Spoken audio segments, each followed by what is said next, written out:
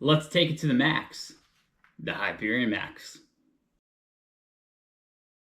Welcome back to the channel. I'm Cody with the Shoe In With Cody, and today we got ourselves a good one. I'm doing a quick comparison of the Hyperion Max 3 versus the 2. I'm getting a lot of questions about this, and honestly, there's some similarities, but this is a completely different shoe. And this review, I'm going to talk about some of the similarities and a breakdown of a lot of the differences in the shoe, because there are a lot. And now I think some people are going to like the differences, and some people might go, ooh, I really love the 2. Why did they change it? This video, I'm going to do a whole breakdown of that. One thing to point out, Brooks did send me both of these shoes, but they have no idea what I'm going to say in this video, and they have no control over any of my content. I also have a big favor to ask you all. Hit the like button and smash the subscribe button. You know you want to. It absolutely helps the channel, and it costs you absolutely nothing, and I definitely appreciate all the support you guys have shown me. Now let's sit back, relax, and let's talk about the Hyperion Max 2 and 3. Alright, to kick this video off, I'm going to talk about how they are similar. It's going to be a quick section, folks. The ways they're similar, honestly, is they have the same name. They both share the same name. They are both the Hyperion Max. To me, that's kind of it. They're both maybe super trainers. This only had about like 37 millimeters. This has about 46. So again, I'll put them both in super trainer categories. But honestly, this is more of a super trainer, and this is more of like a max cushion shoe. Again, the only similarities, in my humble opinion, is the name. You heard how they were similar, and now you're about to hear how they're completely different shoes. Honestly, guys, they are not even remotely the same shoe, in my humble opinion. Let me talk about the 2 real quick. This had about like I think 37 in the heel with a 6 millimeter drop shoe. Again, I'll make sure I drop that in the comments down below. This was more of a max cushion shoe. It felt fantastic. This was like a cruiser for me. I use this on a lot of long runs. And it felt fantastic. I was able to lock in a pace and just felt really good. It was a simple shoe. They called it the Max, but I think a lot of us made fun of it at the time because like, that's not really a Max shoe. And then they said, you know what? Hold my beer. Because we got the actual Hyperion Max 4 or 3 coming in, and honestly, this feels more of a super trainer to me. This shoe is high stack. I believe it's what, 46 in the heel and a 40 mil in the forefront, giving it a 6 millimeter drop shoe. So I guess there's one similarity. They're both 6 millimeter drop shoes, so that won't change. But the foam is completely different. This shoe is DNA Loft or DNA Flash, and this is using DNA Gold. And honestly, it feels like gold. Let me just give you a big squeeze on that. I mean, look at that. Look at that, just, you know. I'll give you a squeeze on this one because again, this wasn't a bad foam. It's just completely different foam.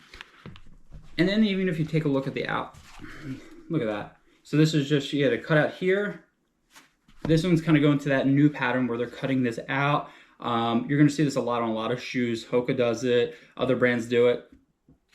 Kind of cut the weight out. And give you high stack, but cut the weight out. So again, completely different bottoms of the shoe, different midsoles, and then the uppers. Completely different uppers. This one was like a traditional kind of mesh upper with a very thin tongue. It was gusseted and really just kind of got the job done. There's really no glitz or glam here. This is more like a booty-like shoe. One of the things I like that they did, they added some pad here. So this one had no pad, so you could feel the laces on you. Now you have some pads right there, so when you scrunch them in, you're good to go. This is still a gusseted tongue. It's kind of weird. It looks like a booty-like upper because of right here, kind of attaches here. But it is like a 2-part gusseted tongue, gusseted up top, gusseted in the middle. Great lockdown. Again, very similar foams materials up front, but a completely different heel counter. Now, both extremely padded. Both are very stout. I mean, look at that. That's a stout. And that's pretty darn stout. So again, very similar. This one has a flare. This one does not. But again, I do think both of them had a great lockdown. I really think this has a great lockdown. I'm not having any issues at all. This one has a pull tab. This one just had that flare out that you're seeing on a lot of shoes. Well, used to see. That's kind of going away a little bit. But again, the upper, there you go. Just take a look. I'll show you this upper. Again, not the huge difference. even a similar color palette kind of way. But again, very different in my humble opinion. Also the use cases for it. So this was kind of like a daily trainer, easy miles, long runs. And I could pick the pace up a tiny bit. I wasn't using this for speed work. And that's how I use this shoe. This one's completely different use case. I think this is truly a super trainer in my humble opinion. I can use this for daily miles. I can kind of use it for easy miles. I'm using this for long runs when I want to pick up the pace. This is that shoe for a marathon block when you got to go 18 miles and your coach is putting in some times in the middle and you need to pick the pace up, and throughout the whole run you want a steady pace. This is where that's coming in. When I pick the pace up in this shoe, it just feels smooth. It feels nice. So in this shoe, I'm locking in an 8, maybe 8:30 pace, cruising the miles. This one, I'm getting in the 7s. And it feels good. It feels really effortless when I'm picking up that pace. And when I want to push it a little bit, say I was doing 5, easy, going around that 7:30, then I wanted to do 5 in the 6s, I'm able to pick that pace up. I'm easily able to pick the pace up and then kind of do 5, just kind of casual. This is where I see this being a companion. I see this as a training companion now to the elite. You finally, or their super shoe, their super one for the marathon. That's what I see this as. This is that true companion now. This is truly a max cushion shoe. This is a super trainer that I think you could do a lot of damage in, pick the pace up. Well, other big difference I want to point out, because you all keep asking me. This was 37-ish. I found this to be very stable. Very stable. This is about 40-something now. It's not terrible, but it's not the most stable shoe. You definitely want to be on your forefoot. You definitely, when I landed here, I mean, it's pretty darn squishy back there. It wasn't terrible. My form goes a little bit. It wasn't terrible per se, but it's not the most stable shoe out there. And I'm going to just make a blanket statement. Anytime you're having these types of cutouts like that in the shoe, I just don't find it always to be the most stable shoe. So those are, again, there's not much in common. There's a lot of differences.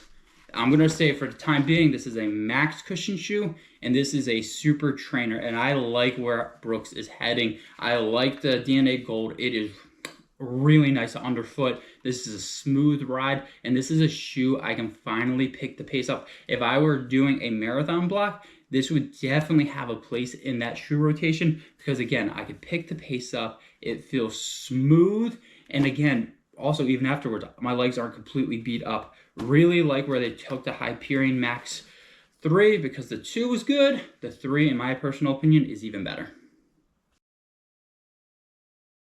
Well, there you have it. That is my breakdown of the Hyperion Max. Have you tried the 2? Did you like it? Did you love it? Let me know down below. Also, do you plan on picking up the Hyperion Max 3? What types of questions can I answer for you all? Again, this is coming out in a little while, but I want to make sure you all are prepared. When you all sign up for that next marathon, half marathon, whatever you're looking to do, and you're looking for a training companion, I want to make sure you have the information you need to be successful out there. Right shoes definitely make a difference. Thanks for checking this video out. Remember, hit the subscribe button. Don't hit the like button as well. And until next time, I'll see you all out on the run.